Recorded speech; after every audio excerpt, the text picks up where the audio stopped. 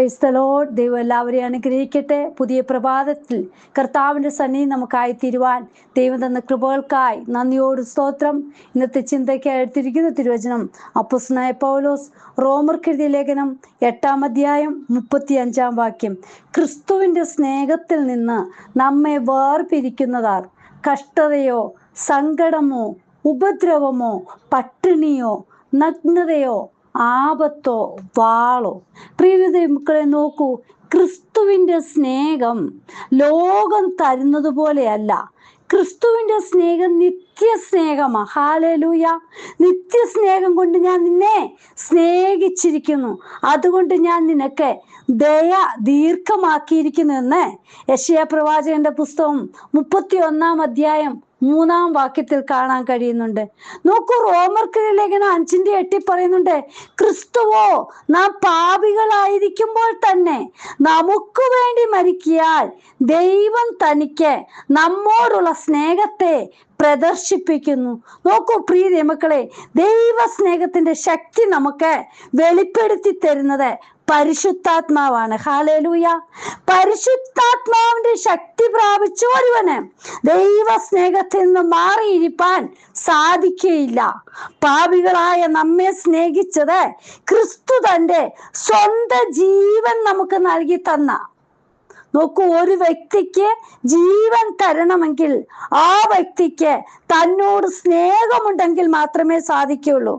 അതുകൊണ്ട് കർത്താവിന് നമ്മോട് അത്രമാത്രം സ്നേഹമുണ്ടെന്നുള്ള കാര്യം നാം വ്യക്തമായി മനസ്സിലാക്കണം. ഹല്ലേലൂയ. വിശ്വാസം, പ്രത്യാശ, സ്നേഹം, ഇവ മൂന്നും നിലനിൽക്കും. ഇവയിൽ വലിയതോ സ്നേഹം തന്നെ. ഹല്ലേലൂയ. നോക്കൂ, കാരണം ദൈവ സ്നേഹമാണ്.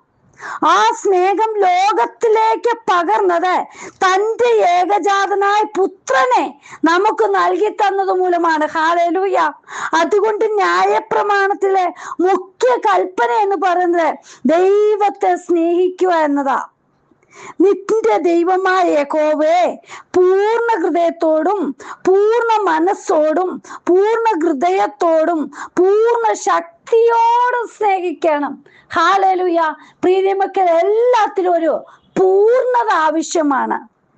നോക്കൂ, നമ്മുടെ ജീവിതത്തിൽ ഈ കൽപ്പനയുടെ പൂർണ്ണത ഇല്ല എങ്കിൽ, ഹല്ലേലൂയ, നോക്കൂ, നമുക്ക് ഈ കഷ്ടതയിൽ, ഹല്ലേലൂയ, സങ്കടത്തിൽ, ഉപദ്രവം, പട്ടിണി, നഗ്നത, ആപത്ത്, വാള്, ഏത് പ്രയാസകരമായ അവസ്ഥ കടന്നു വന്നാലും ദൈവ സ്നേഹത്തിലായിരിക്കുന്നുവെങ്കിൽ ദൈവത്തെ ചോദ്യം ചെയ്യാൻ സാധിക്കില്ല. പക്ഷേ ദൈവ സ്നേഹം ഇല്ല എങ്കിൽ, ഹല്ലേലൂയ, ഹല്ലേലൂയ, നമ്മളെല്ലാം ചോദ്യം ചെയ്യും. കർത്താവുമായിട്ടുള്ള ആ സ്നേഹമുണ്ടെങ്കിൽ നമുക്കിതൊന്നും ചോദ്യം ചെയ്യുവാൻ കഴിയുകയില്ല. ഹല്ലേലൂയ. സ്നേഹം ദൈവിക ന്യായപ്രമാണത്തിന്റെ നിവർത്തിയ. ഹല്ലേലൂയ. കൂടാതെ സമ്പൂർണതയുടെ ബന്ധമാ. അതുകൊണ്ട് നമ്മുടെ ജീവിതത്തിൽ ഇവയൊക്കെ കടന്നു വരുമ്പോൾ ചോദ്യം ചെയ്യാതെ എൻ്റെ ദൈവം അറിഞ്ഞാണ് എൻ്റെ ജീവിതത്തിൽ ഇതെല്ലാം കടന്നു വരുന്നതെന്ന് ഒരു ദൈവ പൈതൽ മനസ്സിലാക്കുന്നുണ്ട്. കഷ്ടത എന്ന വാക്ക് ജീവിതത്തിൽ പറയാത്ത ആരും തന്നെ ഉണ്ടാകുകയില്ല. നമ്മുടെ ശാരീരികമായിട്ടും മാനസികമായിട്ടും വരുന്ന വേദനയാണ് നാം കഷ്ടത എന്ന് പറയുന്നത്. നോക്കൂ, കഷ്ടതയിൽ വിജയം പ്രാപിച്ചത് നമ്മുടെ ക്രൂശിതനായ യേശു മാത്രമാണ്. ഹല്ലേലൂയ.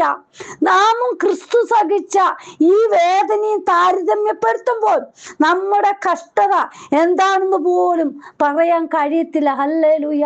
പ്രിയ മക്കളെ, ദൈവത്തെ സ്നേഹിക്കുന്നവർക്കെല്ലാം നന്മയ്ക്കായി കൂടി വ്യാപരിക്കുന്നു. ദൈവിക നിർണയമാണ് നമ്മുടെ കഷ്ടത മറക്കുവാൻ കഴിയുന്നത്. യേശുവിലുള്ള ആ സ്നേഹം മൂലം നമ്മുടെ ജീവിതത്തിൽ പ്രയാസഘട്ടങ്ങൾ, ഹല്ലേലൂയ, കഷ്ടതകൾ കടന്നു വരുമ്പോൾ നാം നമ്മുടെ അപ്പനെ, അതായത് ക്രൂശിലേക്കൊന്ന് നോക്കണം. ഹല്ലേലൂയ. മോശ തന്റെ ജനത്തെ വിടുവിക്കുവാൻ പ്രയാസപ്പെടുമ്പോൾ യഹോവ അരുളി ചെയ്തത്, മിസ്രൈമിലുള്ള എൻ്റെ ജനത്തിന്റെ കഷ്ടത ഞാൻ കണ്ടു എന്ന. നോക്കൂ, തുടക്കം മുതലേ ഉള്ളതാ കഷ്ടത. അതുകൊണ്ട് യേശുവിലുള്ള സ്നേഹത്തിൽ നമ്മുടെ കഷ്ടത നാം മറക്കുന്നു. ഹല്ലേലൂയ. കാരണം എന്താ? ക്രൂശ. ഹല്ലേലൂയ.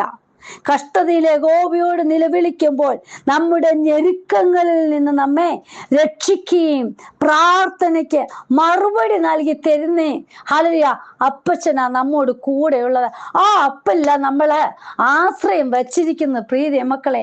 നമ്മുടെ കഷ്ടതകളെല്ലാം അപ്പനുള്ള ആ സ്നേഹം മൂലം നമ്മളങ്ങ് മറക്കും. ഹല്ലേലൂയ.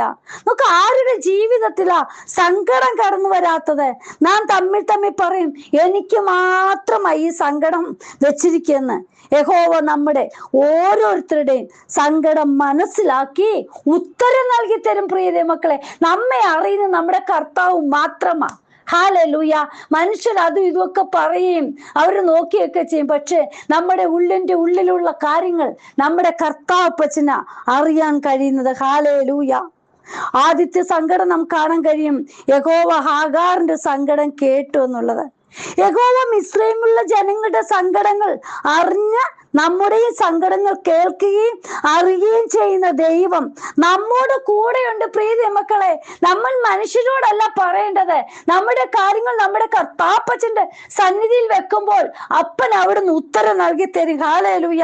പറയുന്നുണ്ടല്ലോ, ഞാൻ വൈകുന്നേരത്തും കാലത്തും ഉച്ചയ്ക്കും സങ്കടം ബോധിപ്പിച്ച് കരയും, എൻ്റെ പ്രാർത്ഥന ദൈവം കേൾക്കും. ഹല്ലേലൂയ.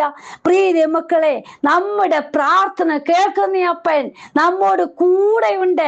ഇന്നും നമുക്ക് മറുപടി നൽകി തരാൻ ശക്തന. ഹല്ലേലൂയ. നിങ്ങൾ അപ്പന്റെ സന്നിധിയിൽ കടന്നു വന്ന് നിങ്ങളുടെ സങ്കടങ്ങൾ, നിങ്ങളുടെ വിഷയങ്ങൾ ഹല്ലേലൂയ ഏൽപ്പിക്കുവാൻ തയ്യാറാണോ? പറയുവാൻ തയ്യാറാണോ? എങ്കിൽ ഹല്ലേലൂയ വിടുതൽ നമുക്ക് അനുഭവിപ്പാൻ ഇടയായിത്തീരും. ഹല്ലേലൂയ. നോക്കൂ, അപ്പോസ്തലനായ പൗലോസ് നേരിട്ട കഷ്ടങ്ങൾ ഓർക്കുമ്പോൾ ഹല്ലേലൂയ നമുക്ക് ആർക്കും ഒരു കഷ്ടവുമില്ല.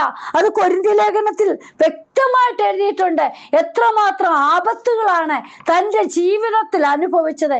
എങ്കിലും നോക്കൂ പ്രിയ മക്കളെ, ആ ദൈവ സ്നേഹത്തിൽ നിന്ന് പൗലോസ് അപ്പോസ്തലൻ ഒട്ടും തന്നെ മാറിയില്ല എന്നുള്ളതാ.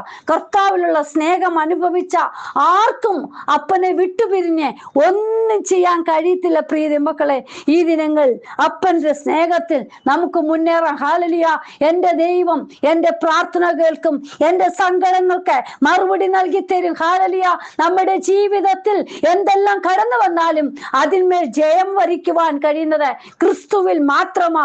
ക്രിസ്തുവിന്റെ സ്നേഹത്തിൽ നിന്ന് നമ്മെ ഒന്നിനെ മാറ്റി നിർത്താൻ കഴിയില്ല.